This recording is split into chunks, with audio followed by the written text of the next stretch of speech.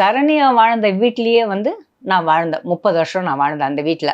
ஆனால் என்னை பொறுத்த அளவுக்கு எந்த குறையும் கிடையாது. ராஜசேகருக்கும் எனக்கும் எந்த குறையும் கிடையாது. அதே போல் அவங்க அம்மாவும் நல்லா என்னை பார்த்துக்கிட்டாங்க. அவங்க அக்கா தங்கச்சி எல்லாமே நல்லா தான் பார்த்துட்டு இருந்தாங்க. திடீர்னு நடுவில் என்ன நடந்ததுன்னு எனக்கு தெரியல.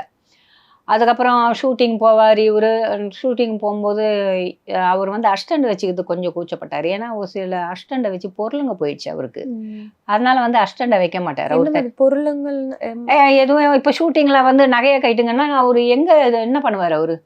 அப்போ ஒரு தடவை எடுத்துகிட்டு போயிடவா. அப்போ வந்து எனக்கு சொன்னார், நீ கூட வந்துடுப்பா, எனக்கு கொஞ்சம் டீ காஃபி கூட கஷ்டமாக இருக்குது, நீ கூட வந்தீங்கன்னா எனக்கு நல்லா இருக்கும்னும் போது நான் கூட போக ஆரம்பித்தேன். சீரியலுக்கு, ஏவிஎம் சீரியலு, எல்லாம் சீரியலுக்கு, படத்துக்கு. எந்த படத்துல இருந்து போக ஆரம்பிச்சிங்க சார்? ரோஜா சீரியல் ஏவிஎம்ல எடுத்துட்டு இருந்தாங்க. கீதாஞ்சலி, ரோஜா, அதுலேருந்து நான் போக ஆரம்பித்தேன். போக ஆரம்பிச்சபோது வீடு வந்து சேட்பேட்டில் இருக்கும்போது இவர் ஷூட்டிங் போயிட்டாருன்னா என்னை கூப்பிட்டுருவார் ஃபோன் பண்ணி, மாமான்னா. நான் போயிட்டு ரெடி பண்ணி எல்லாமே பண்ணுவேன். அதுக்கப்புறம் என்னாச்சு, மேக்கப் போடுறதுக்கு அவர் எனக்கு கற்றுக் கொடுத்தாரு, ட்ரைனிங் பண்ணார்.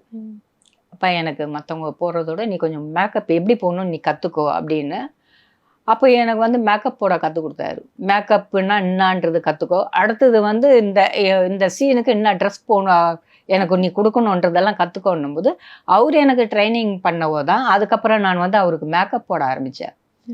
மேக்கப் போட ஆரம்பிக்கும் போது அப்போ வந்து தெரியல, அந்த மேக்கப்காரங்க அவங்கெல்லாம் வந்து என்கிட்ட சண்டை போட ஆரம்பிச்சிட்டாங்க. நீங்கள் நான் கார்டை வாங்கினீங்களா, நீங்கள் எப்படி நீங்கள் வந்து சாருக்கு வந்து நீங்கள் அடிமையாக இருக்கிறீங்க, நீங்கள் எப்படி நீங்கள் சாருக்கு வந்து நீங்கள் மேக்கப் போடுறீங்க, எங்கள் ஈவினிங்லலாம் வந்து அப்படி கிடையாது, நீங்கள் எப்படி போடுறீங்க. ஆனால் அவருக்கு வந்து மேக்கப் மேனுக்கு வந்து நான் ஒய்ஃப்னு தெரியாது. Okay okay. அதனால் அவங்க பிரச்சனை பண்ண ஆரம்பித்தாங்க. அதுக்கப்புறம் வந்து நான் சொல்லிட்டேன், ஏங்க நான் ஒய்ஃப்னா.